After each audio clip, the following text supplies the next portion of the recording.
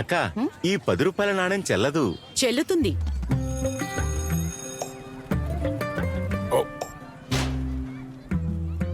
₹10 పాత నాణేల పిల్లలు ఇప్పుడివి చెల్లవు.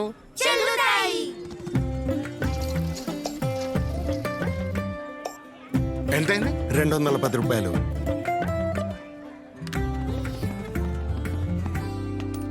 బాబు గారు 10 రూపాయలే ఈ పాత నాణం, ఇప్పుడు చెల్లదు ఇంకా.